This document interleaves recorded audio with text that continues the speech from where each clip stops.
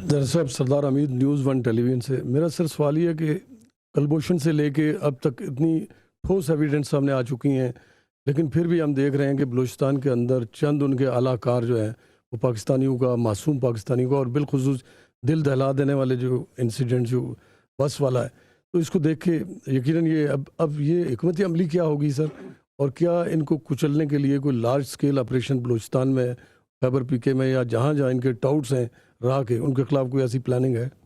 देखिए, मैं आपको पहले भी अर्ज किया कि we have over a period, because we Pakistan has experience of decades of this counter-terrorism operation,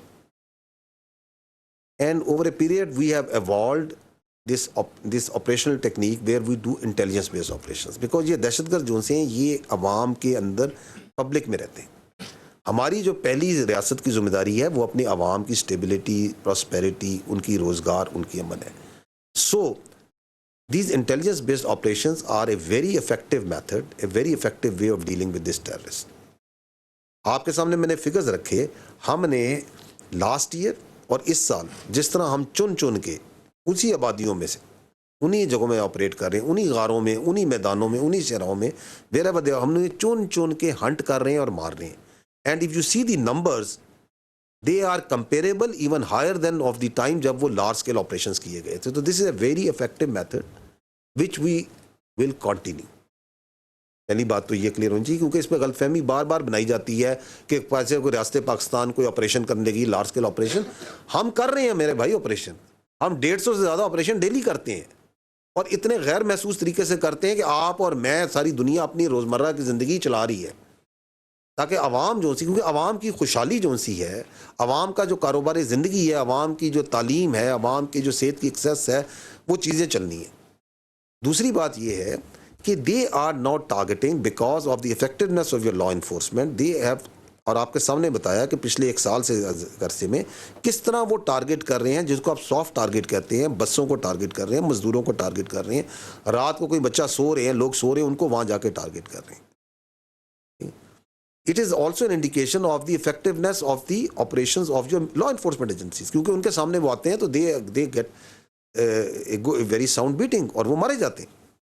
now जो आपने कहा कि क्या इसको आगे, बिल्कुल इसको आगे बढ़ाया जाएगा, इसको मजीद इसके अंदर एनर्जी पैदा की जाएगी, और उसमें one of that element absolutely essential is that to understand and completely comprehend and tell the world as well as the Pakistani population कि इन लोगों का बलूचिस्तान से, बलोचियत से कोई ताल्लुक नहीं है मेरे भाई। ये कभी कामयाब नहीं हो सकते। बलूचिस्तान आपका 44-45% है पाकिस्तान का, 1.5 करोड़ की आबादी है, इतनी आबादी है ना, उसमें 40% बलोच हैं, उसमें ब्रावी भी हैं, उधर पख्तूनों की बहुत बड़ी आबादी है, मेरा ख्याल 30% ज्यादा वहां पख्तून है, हजारा है, सिंधी हैं, उसमें तमाम बाकी सेटलर्स हैं, तमाम हैं, और जितने बलोच बलूचिस्तान में हैं उससे ज़्यादा बलोच तो पाकिस्तान के बाकी इलाकों में है। कराची में बलोच कॉलोनी है, आई थिंक कराची में परहास ज़्यादा बलोच हूँ शायद कोयटा से, पंजाब में है, सिंध में है। इनकी मुआशरत और मईशत में रचे बसे, आपस में शादियाँ हो चुकी हैं। ये जो एक खोखला नारा लगाते हैं कि अलहदा हो जाएंगे, कभी भी अलहदा नहीं हो सकते। उन्हें भी पता है, इनके इन पैरोकारों को ही पता है, आपस में प्यार है, मोहब्बत है। बलूची हमारे भाई हैं, हमारे दिल का टुकड़ा है।